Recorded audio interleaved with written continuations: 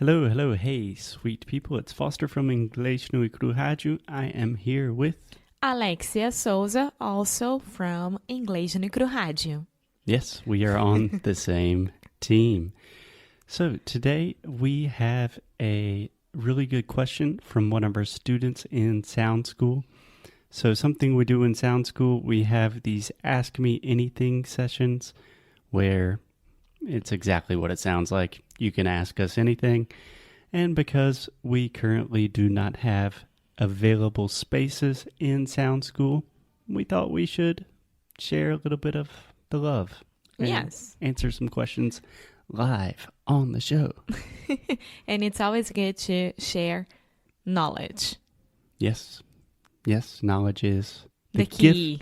gift. The gift that keeps on giving. Yeah. So is money. So we have a wonderful question today from Talita. So Talita asked, how to get fluent with a limited budget. Recommend tools if it's possible. I know your sponsor Cambly, but even the classes there can be expensive for some people. Okay, before we answer her question, is there or are there any mistakes that you should correct? I would not necessarily say mistakes. I think it is much more common to say on a limited budget. Mm-hmm. So, for example, if you want to say, I'm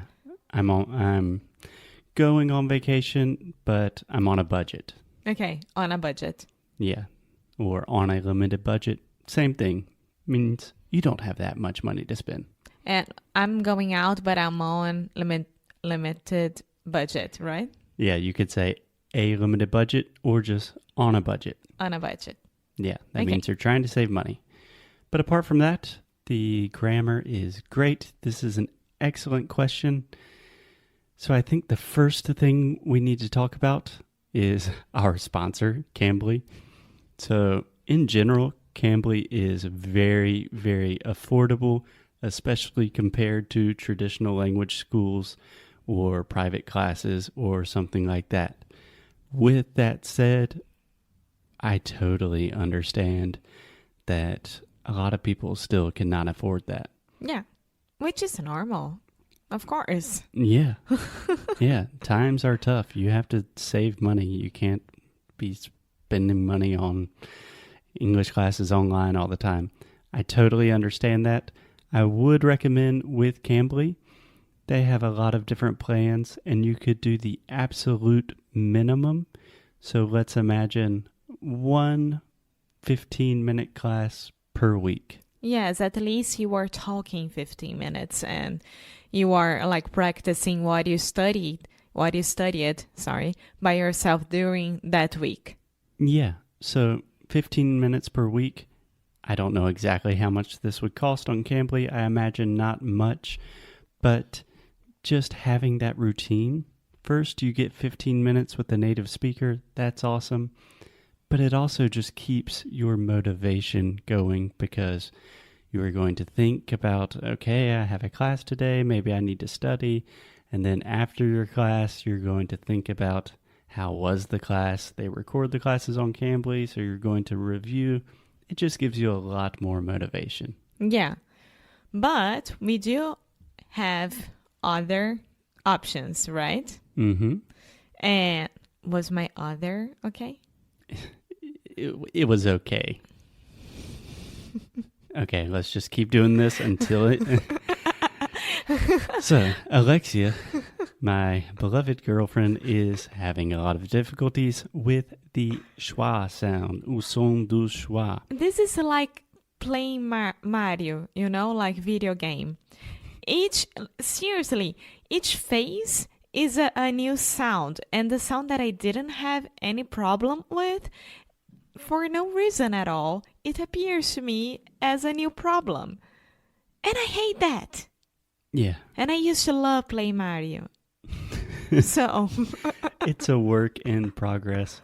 I was speaking with one of our students the other day, and Hoochie, no? Hoochie. Hey, Hello, Hoochie. Hoochie. And she said, like, I always hear you correcting everything that Alexia says on the podcast. I can't imagine what you would say speaking to me. And I was like, don't worry. I talk to Alexia literally every day, and naturally I am much more difficult with you because... With you say me. Yeah. Okay. Yeah, because I talk to you every day. I know your mistakes better than anyone, and I love you, and I want you to improve. I love you too. Okay, thanks. I'm glad that ended well. So a couple of other options for learning language on a budget. First, you have the very common option of a traditional language exchange. Yeah. So if you live in a city with a lot of international people, you can do this in person. Yeah. So using things like meetup.com or just searching for people on the internet that want to improve their Portuguese. And then you speak, I don't know, let's say you meet in a coffee shop, you speak for 30 minutes in Portuguese and then 30 minutes in English. Mm-hmm. When I was learning Spanish, that was the key for me, was just doing traditional language exchanges like that. And you do have like the language partner that you can go on websites on the internet. I think Tandem. Yeah, they have Tandem. italki has a version of this. You have Hello Talk. You have something called, there are a lot of sites. We will put them in the show notes. All my Portuguese students, all of them, they have language partners. And they always talk about like, Alexia, this guy was saying like an expression from like São Paulo, which is amazing, and like Rio de Janeiro doesn't have that, and it was so cool for them like to discover new things. Nice. Yeah, so this is just the exact same thing, a language exchange, but online. So just two things about this. First, there are a ton of English speakers that are trying to learn Brazilian Portuguese. Yeah.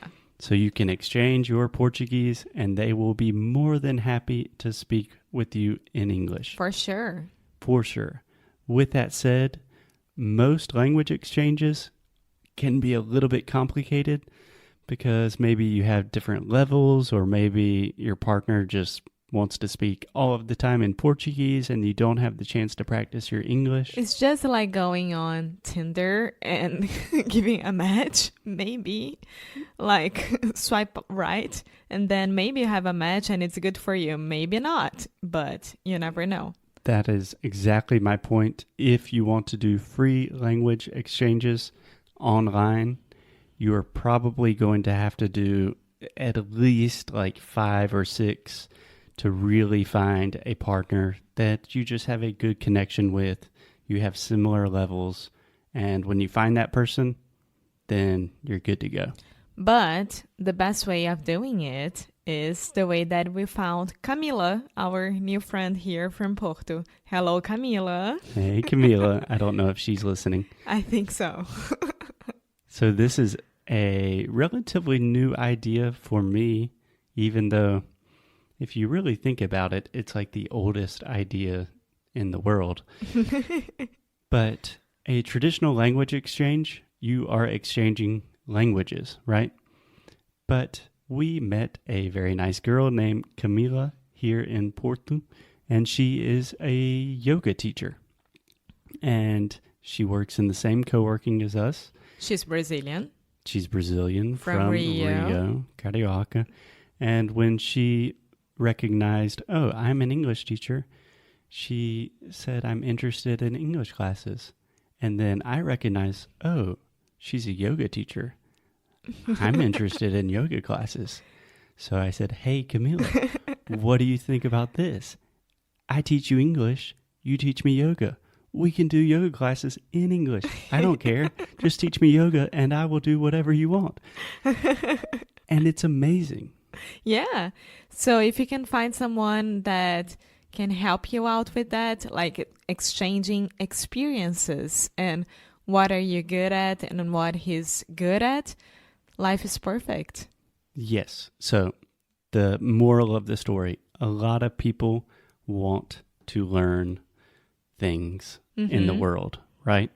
So let's imagine that you are a graphic designer and you know someone that speaks much better English than you. It could be a Brazilian. It could be a native speaker. You could say, hey, I can teach you graphic design if you help me with English. So just exchanging skills. So think about what you are good at and offer that as a service in exchange for English. With that said, I hope you guys can find a partner, an experience exchange, and I hope that Thalita is very happy with our answer. I hope so. And be patient. It does take a little bit of time and a little bit of work at first, but you can absolutely learn language on a really limited budget nowadays. Yes. Cool? Cool. Cool. Thanks for the question.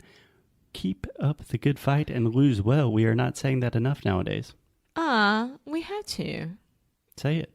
Keep up the good fight and lose well. Okay. See you guys tomorrow. Bye.